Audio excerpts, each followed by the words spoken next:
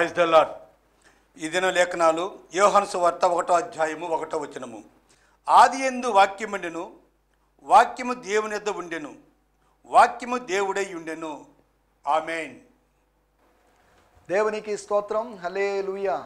మన ప్రభువును రక్షకుడైనటువంటి యేసుక్రీస్తు నామములో మీ అందరికీ ప్రత్యేకమైన వందనాలు తెలియజేస్తున్నాను. We welcome you to he must increase daily spiritual programme being telecasted in Shanti TV channel. దేవునికి స్తోత్రం. ఈ కార్యక్రమం చూస్తున్న మీ అందరికీ ప్రత్యేకమైన వందనాలు. ఈ కార్యక్రమం చూడడానికి మీకు దేవుడు ప్రేరేపణ కలిగించాడని, లేదు అంటే మీకు కొన్ని దినాలుగా చూస్తూ ఉన్నారు కనుక అలవాటైపోయింది కనుక యథావిధిగా ఈ కార్యక్రమాన్ని తిలకిద్దామని మీరు తీసుకున్న తీర్మానాన్ని బట్టి నేను ప్రభునామాన్ని మహింపరుస్తున్నాను. ఈ సమయంలో మనం దేవుని వాక్యాన్ని ధ్యానించుకుంటూ ఉన్నాం. యోహాను సువార్త ఒక రౌండ్ మనకు కంప్లీట్ అయినట్టే. మన యోహాను సువార్త మళ్ళీ 21 అధ్యాయాల్లోంచి మనం మెల్లగా ప్రయాణాన్ని ఆరంభించడానికి ప్రయత్నం చేద్దాం. మన ముందు ఇంకొక 360 సందేశాలు ఉన్నాయి. వాటితో యోహాను సువార్త మనం సంపూర్ణంగా పూర్తి చేస్తాం. అలాగని ఈ 1000 ప్రసంగాల ద్వారానే 1000 సందేశాల ద్వారానే యోహాను సువార్త మనకు పూర్తిగా అర్థమైందని కాదు. ఇంకా మరుగైన విషయాలు ఎన్నో ఉన్నాయి. దేవుని వాక్యము బహులోతుగా ఉన్నది. ప్రసంగి గ్రంథము 7వ అధ్యాయంలో రాయబడింది, సత్యము బహులోతుగా ఉన్నది, దాన్ని గ్రహింపగలిగిన వాడెవరు? ఒకవేళ ఎవరైనా గ్రహించారు అనుకుంటున్నట్లయితే దేవుని కృపను బట్టి గ్రహించారు అంతవరకే, కానీ వారి సొంత జ్ఞానాన్ని బట్టి గ్రహించలేదు అనేటువంటి సంగతిని గుర్తు చేస్తున్నాను. దేవుని స్తోత్రం. ఈ సమయంలో మనము దేవుని వాక్యాన్ని చూసుకుందాం. యోహాను సువార్త 1వ అధ్యాయము 1వ వచనాన్ని చదువుకుందాం. Gospel according to John 1st chapter 1st words. ఆదియందు వాక్యం ఉండెను, ఆదియందు వాక్యం ఉండెను, వాక్యము దేవుని యొద్ద ఉండెను, వాక్యము దేవుని యొద్ద ఉండెను, వాక్యము దేవుడై ఉండెను. దేవునికి స్తోత్రం. ఏంటి ఆదియందు ఏముండిందంట? వాక్యం ఉంది, వాక్యము దేవుని యొద్ద ఉంది, వాక్యము దేవుడే ఉండెను. నేను చదువుతున్నాను. ద ప్యాషన్ ట్రాన్స్లేషన్లో ఇలా రాయబడింది, in the beginning the living expression was already there and the living expression was with God, yet fully God. మరలా చదువుతున్నాను. ఇన్ ద బిగినింగ్ అనగా ఆరంభంలో, the living expression was already there అనగా ఒక సజీవమైన వ్యక్తీకరణ అంతకు ముందే ఉంది. అండ్ ద లివింగ్ ఎక్స్ప్రెషన్ అనగా ఆ సజీవమైనటువంటి వ్యక్తీకరణ దేవునితో ఉంది, సంపూర్ణంగా దేవుడై ఉంది అని తర్జుమాలు ఉంది. మరొక తర్జుమాల నుంచి కూడా నేను చదువుతున్నాను. యోహాను సువార్త 1వ అధ్యాయము 1వ వచనం మనకందరికీ తెలిసిన వాక్య భాగమే. సండే స్కూల్లో కూడా మన పిల్లలందరూ బై హార్ట్ చేసి చెప్పగలిగినట్టు వాక్యమే. కానీ ఇక్కడ రాయబడింది వాక్యము అనేదానికి లివింగ్ ఎక్స్ప్రెషన్ అనే మాట మనం చూస్తున్నాం. మరలా ఇంకో తర్జుమా, in the beginning was the word, బ్రాకెట్లో ద డివైన్ ఎక్స్ప్రెషన్, ఒక దైవికమైన expression. And the word was with God and the word was God. ఆదిలో వాక్యం ఉంది. ద వర్డ్ అనేదాన్ని డబ్ల్యూ క్యాపిటల్లో ఇచ్చారు. ద డివైన్ ఎక్స్ప్రెషన్, దైవికమైన వ్యక్తీకరణ.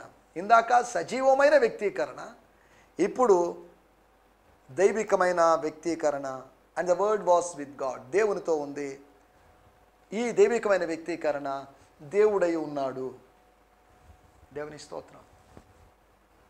ద వాయిస్ అనేటువంటి తర్జుమాలో, in the beginning there was voice and the voice was with God and the voice was God.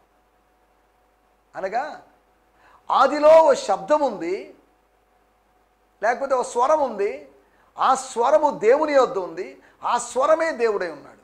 అనగా ఆదిలో మానవ స్వరాలేవీ లేనప్పుడు దైవస్వరం ఉంది. దేవుని స్వరం వచ్చిన తర్వాతే మానవుని స్వరం వచ్చింది, కానీ మానవుని స్వరం వచ్చిన తర్వాత దేవుని స్వరం రాలేదు. అంటే దాని అర్థం దేవుని స్వరం వచ్చిన తర్వాతే మానవుని స్వరం వచ్చిందంటే అని అర్థం దేవుడు మానవుని సృష్టించాడని అర్థం. లేదు మానవ స్వరము తర్వాతే దైవ స్వరం వచ్చిందంటే దాని అర్థం ఏంటంటే మానవుడు దేవుణ్ణి తయారు చేశాడు అని అర్థం. దేవుణ్ణి దేవుళ్ళని తయారు చేశాడని అర్థం. రెండోది తప్పు, మొదటిదే వాస్తవం.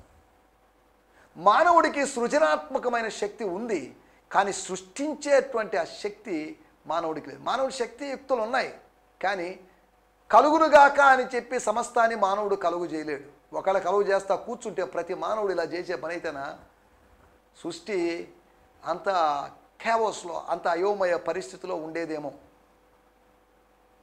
ప్రపంచంలో ఇంతవరకు ఏ మానవుడికి ఇలాంటి సృష్టించే శక్తి లేదు. కాకపోతే మానవుడికి నాశనం చేసే శక్తి మాత్రం ఉంది.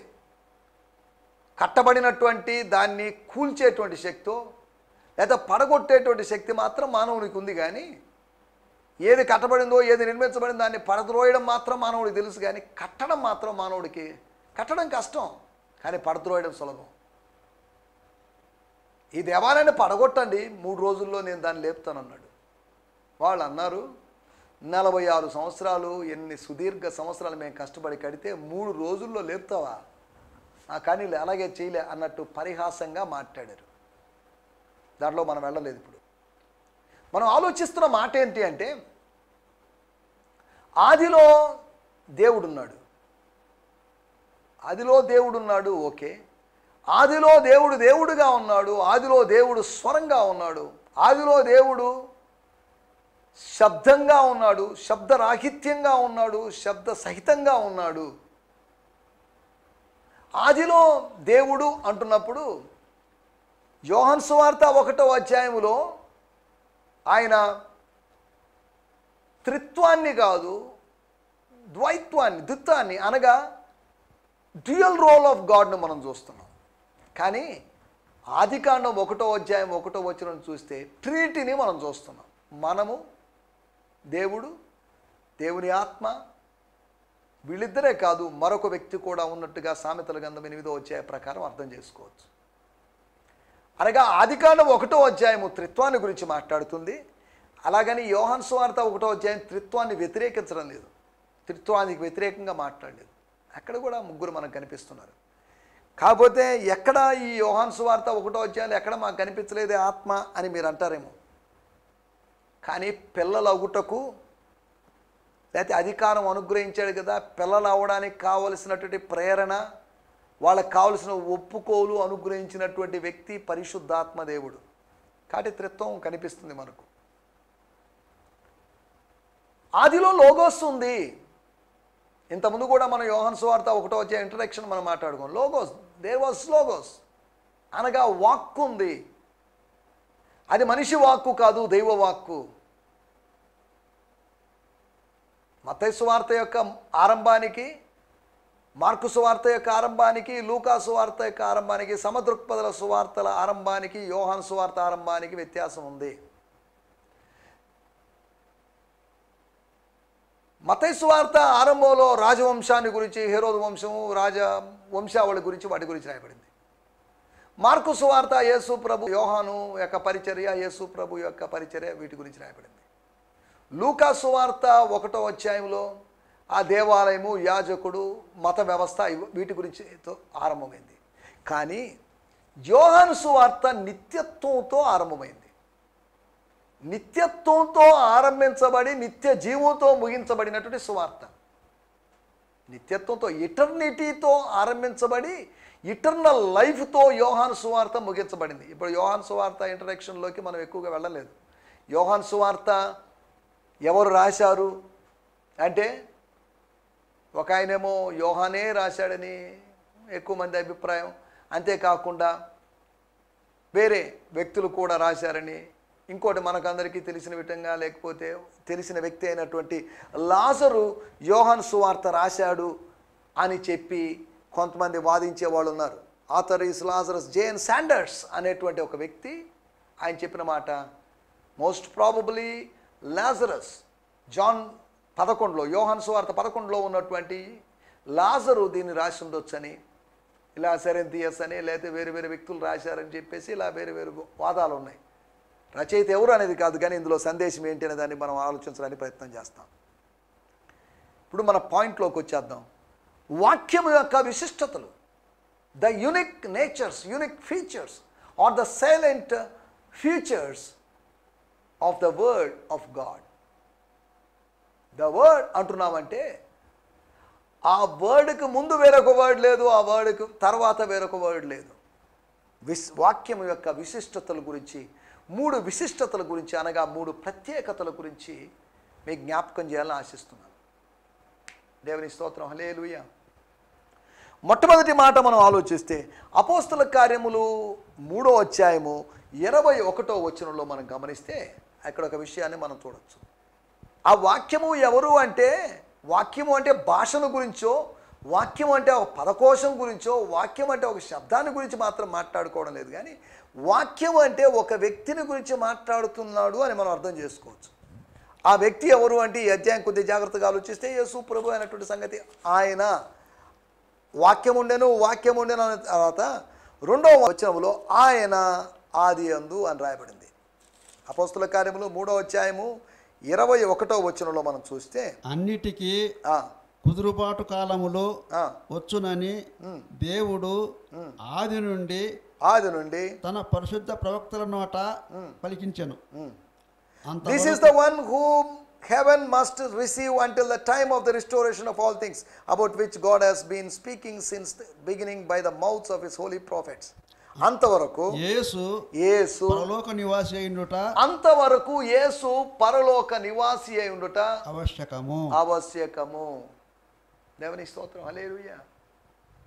19వ అధ్యాయంలో, ప్రకటన గ్రంథం 19వ అధ్యాయంలో చూస్తే ఒక వ్యక్తిని మీద రాయబడిన మాటలు ఏంటంటే, నేను చదువుతున్న 13వ వచనం, రక్తములో ముంచబడిన వస్త్రము ఆయన ధరించుకొని ఉండెను, మరియు దేవుని వాక్యము అను నామము ఆయనకు పెట్టబడి ఉన్నది.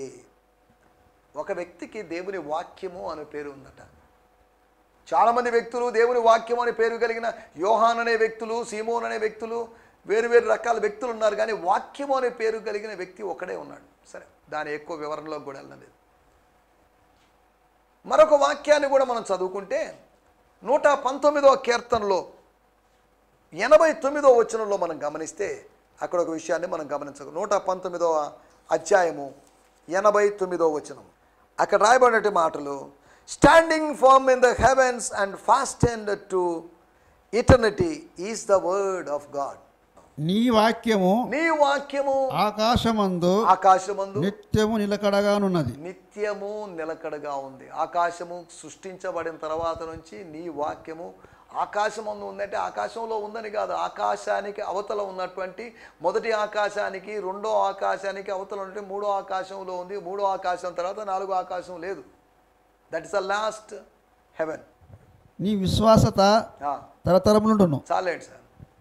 దేవుని వాక్యము ఎక్కడ ఉంది అంటే, it's not on the earth. కలుగునుగాక అని అన్నప్పుడు ఏమీ లేనప్పుడు భూమి లేదు, భూమి లేనప్పుడు భూమికి అవతల ఎటర్నిటీ నుంచి, ఏమీ లేని ప్రదేశంలో నుంచి, శూన్య ప్రదేశంలో నుంచి, శూన్య ప్రదేశానికి వెలుపల ఉన్నవాళ్ళు లేదా శూన్య ప్రదేశంలో ఉన్నవాళ్ళు శూన్య ప్రదేశానికి సమీపంగానో దూరంగానో ఒక ప్రదేశాన్ని సృష్టించారు. అదే క్రియేషన్, అదే సృష్టి. దేవుని స్తోత్రం. మనం జాగ్రత్తగా ఆలోచించాలి. ఎక్స్ నిహీలియో అనగా శూన్యంలోంచి సృష్టి అనే వాదంతో ఏకీభవించే వాళ్ళు ఉన్నారు, ఏకీభవించని బైబిల్ పండితులు ఉన్నారు. నేను ఈ 2 వచనాలు అపోస్తల కార్యములు 3వ అధ్యాయం 21వ వచనము, 119వ కీర్తన 89వ వచనం చదివించడంలో నా ఉద్దేశం ఏంటంటే, వాక్యము మరుగై ఉంది. The word was hidden, the logos was hidden, but rhema was revealed. రేమా కూడా దాగి ఉంది, హిడెన్గా ఉంది, కానీ ఒకరోజు రివీల్ అయింది. అనగా దాచబడిన వాక్యం ఉంది, బయలుపరచబడిన వాక్యం ఉంది. ఈ వాక్యం చదువుకొని అర్థం చేసుకునే వాళ్ళు ఉన్నారు, అపార్థం చేసుకునే వాళ్ళు ఉన్నారు. అపార్థం చేసుకునే వాళ్ళకి బయలుపరచబడిన అనుభవం లేదని అర్థం చేసుకోవాలి. ఆది యందు వాక్యం ఉండెను. సరే, ఆది యందు వాక్యం ఉంటే, ఆది యందు అనగా లేకపోతే ఆది కాండంలో గెలిపోయామనుకోండి, ఆదాము ఉన్న కాలము నుంచి వాక్యం ఉందా అని మనం కొద్దిగా ఆలోచిస్తే, అవును ఉంది. వాటి గురించి మనం రాబోయే ఎపిసోడ్లో మనం మాట్లాడుకోబోతున్నాం. ఆది యందు ఉన్న వాక్యాన్ని ఆదిలో ఉన్నవాళ్ళు కూడా గుర్తించలేదు. వెలుగు చీకటిలో ప్రకాశిస్తుంది కానీ చీకటి దాన్ని గ్రహింపకుండాను, చీకటి దాన్ని గ్రహింపకుండాను. కొన్ని తర్జుమాల్లో the sons of darkness could not recognize him. చీకటి అని కాదు, చీకటి కుమారులు, చీకటి సంతానం, చీకటి సంబంధులు దాన్ని గ్రహించలేదు అని 1వ అధ్యాయం 5వ వచనాన్ని వారు తర్జుమా చేశారు. దేవుని స్తోత్రం. మొట్టమొదటి విషయము మరుగైనటువంటి వాక్యం. It was a hidden word. మరుగైనటువంటి వాక్యం అన్నప్పుడు మనం ఒక విషయాన్ని జ్ఞాపకం చేసుకోవాలి. ప్రకటన గ్రంథములో 2వ అధ్యాయంలో మనం గమనిస్తే మరుగైనటువంటి మన్నా అనేటువంటి మాటను మనం చూస్తున్నాం. మరుగైనటువంటి ద హిడెన్ మన్నా. దేవుని స్తోత్రం. మనం వాటిని చదవడం లేదు కానీ మన్నా మరుగై ఉంది అనగా మన్నా సీజన్ అయిపోయింది, మన్నా పైనుంచి కురవడం లేదు కదా, పైనుంచి రావడం లేదు కదా, రావడం లేదు కదా. మళ్ళీ ఏంటి, ఇశ్రాయేలులు అరణ్య ప్రయాణంలో తిన్న మన్నా లాంటిది కాదు, దానికన్నా శ్రేష్టమైంది, మరుగైనది, మిస్టరీస్ లేకపోతే దైవికమైన ప్రత్యక్షతలు జయించువానికి అనుగ్రహించబడతాయి. అది వేరే విషయం, మనం వాటిలోకి వెళ్ళడం లేదు ప్రస్తుతం. మొట్టమొదటి విషయం మరుగై ఉంది. It was hidden. వాక్యము మరుగై ఉంది కానీ సమయం వచ్చినప్పుడు అది ప్రత్యక్షమైంది. ఆదికాండం, గత ఎపిసోడ్లో నేను చెప్పినట్టుగా ఆదికాండం 15వ అధ్యాయం 1వ వచనంలో యెహోవా వాక్కు లేదా యెహోవా వాక్యం అబ్రహాముకు దర్శనమందు వచ్చింది, వాక్యం వచ్చింది. The word has come in a vision or in a dream. దేవుని స్తోత్రం. ఒకటి మరుగై ఉన్నటువంటి వాక్యము. ఈ వాక్యం యొక్క విశిష్టత ఏంటి అనే దాని గురించి అర్థం చేసుకుందాం. 14వ వచనం మనం గమనిస్తే ఆ వాక్యము శరీరధారి అయి, ఆ వాక్యము శరీరధారి అయి కృపాసత్య సంపూర్ణుడుగా, కృపాసత్య సంపూర్ణుడుగా మన మధ్య నివసించెను, మన మధ్యలో నివసించెను. తండ్రి వలన కలిగిన చాలండి sir. And so the living expression become a man. నరావతారి అని కూడా కాదు, ఆ లివింగ్ ఎక్స్ప్రెషన్, ఆ సజీవమైన వ్యక్తీకరణ బికమ్ ఎ మ్యాన్, మనిషిగా మారి మన మధ్యలో నివసించింది. అనగా ఆకారము లేనటువంటి వాక్కు, కేవలం శబ్దము, ధ్వని, స్వరము మాత్రమే కలిగినటువంటి ఆ ఎక్స్ప్రెషన్ ఇప్పుడు స్వరూపాన్ని కలిగి ఉంది. అనేక సంవత్సరాలు స్వరంగా ఉండిపోయింది. కానీ ఇప్పుడు నరావతార సమయానికి, అనగా at the time of incarnation or at the time of Christmas కాలంలో, మళ్ళీ క్రిస్మస్ కాలంలోనేనా అని దయచేసి అడగొద్దు. The word become flesh. వాక్యము శరీరమైందని కాదు, వాక్యము మనిషిగా మారింది. ఆ మనిషి పేరే యేసు అనేటువంటి సంగతి మనకు తెలుసు. నేను చదువుతున్నాను, ఈ ఫాదర్స్ లైఫ్ న్యూ టెస్టిమెంట్లోంచి కూడా నేను చదువుతున్నాను. And the word become a human being and lived among us for a while. ఆయన మన మధ్యలో నివసించను. కానీ ఈ తర్జుమాలో ఫర్ ఏ వైల్, కొంతకాలము నివసించను. And the word become a human being. ఒక మానవ మాతృడిగా, మనిషిగా మారింది ఆ వాక్యం. ఏం వాక్యం? The divine expression. And lived among us, మన మధ్యలో అంటే మనందరి మధ్యలో. అనగా దాని అర్థం ఏంటంటే AD 33-34 వరకు, అనగా సుమారు ఒక 40 సంవత్సరాల క్రితం మన మధ్యలో నివసించాడు అని యోహాను గారు చెప్తున్నారు. దేవుని స్తోత్రం. రెండోది, ఒకటి మరుగైన వాక్యం, రెండోది మారిన వాక్యం. వాక్యం మారిందంటే వాక్యం యొక్క భావన మారలేదు, వాక్యం యొక్క ఆశయం మారలేదు. వాక్యం మారిందంటే నిరాకార వాక్యం సుకార లేకపోతే సు ఆకార వాక్యంగా మారింది, సకార వాక్యంగా మారింది. అనగా ఇంతకుముందు దానికి వాక్యానికి ఆకారం లేదు కాబట్టి అది మనుషుల దగ్గరికి వచ్చి కమ్యూనికేషన్కి కష్టంగా ఉంది. ఎప్పుడైతే ఈ వాక్యానికి ఆకారం తగిలించుకుందో, ఈ వాక్యము ఒక దేహం, యేసు అనే దేహాన్ని తగిలించుకుందో, ఆయన సంచరించడం ఆరంభించాడు. యూదయ, గలిలయ, సమరయలో ఆయన సంచరించాడు, మనకందరికీ తెలుసు. ఆయన సంచరించచ్చు, మేలు చేస్తూ ఉన్నాడు అని దేవుని వాక్యంలో రాయబడింది. వాక్యము సంచరించింది. 7 దీపస్తంభాల మధ్యలో సంచరించిన వాడు ఇప్పుడు లోకంలో సంచరించాడు. దేవునికి స్తోత్రం. అనగా ఆయన నరావతారాన్ని తెలియజేస్తున్న మాటది. రెండవది మారిన వాక్యం. మారిన వాక్యం అంటే దేవుడు మారనివాడు కదా. ఈ వాక్యం మారడం ఏంటి అంటే వాక్యం టోటల్గా మారిందని కాదు. ఇప్పుడు నేను వాక్యం ఇక్కడ బోధిస్తున్నప్పుడు మీరు వింటున్నారు. ఒక 2-3 ఎపిసోడ్లకి ఒక 4-5 ఎపిసోడ్లకు ఒక షర్ట్లో ఉంటాను, వేరొక షర్ట్ నేను మార్చుకుంటున్నాను. నేను మారలేదు, నా పై రూపం మారింది అంతవరకే. అలాగే వాక్యం మారలేదు. వాక్యము నిరాకారముగా ఉన్నట్లు వాక్యం భూమి నిరాకారంగాను శూన్యంగాను ఉంది అనే దాన్ని కనెక్ట్ చేయొద్దు. ఈ వాక్యము శరీరాన్ని ధరించుకుంది, శరీర ఆకృతిలోకి వచ్చింది. దేవుని స్తోత్రం. అనగా స్వరము స్వరూపాన్ని ధరించుకుంది. ఇంకా సింపుల్గా చెప్పాలంటే స్వరము స్వరూపాన్ని ధరించుకుంది. స్వరము స్వరూపమయ్యాడు, అది నరవతారం. స్వరముగా ఉండకుండా స్వరము అనేక సంవత్సరాలు స్వరముగానే ఉన్నాడు. కానీ ఒక సమయం వచ్చినప్పుడు, కాలము పరిపూర్ణమైనప్పుడు స్వరము స్వరూపమయ్యాడు. 33.5 సంవత్సరాలు ఆయన స్వరూపమయ్యాడు. తర్వాత ఆయన పూర్వపు రూపంలోకి వెళ్ళిపోయి ఆయన స్వరంగానే నిలిచిపోయాడు, మిగిలిపోయాడు. దేవుని స్తోత్రం. మూడో విషయాన్ని కూడా నేను చెప్పి ముగించేస్తాను.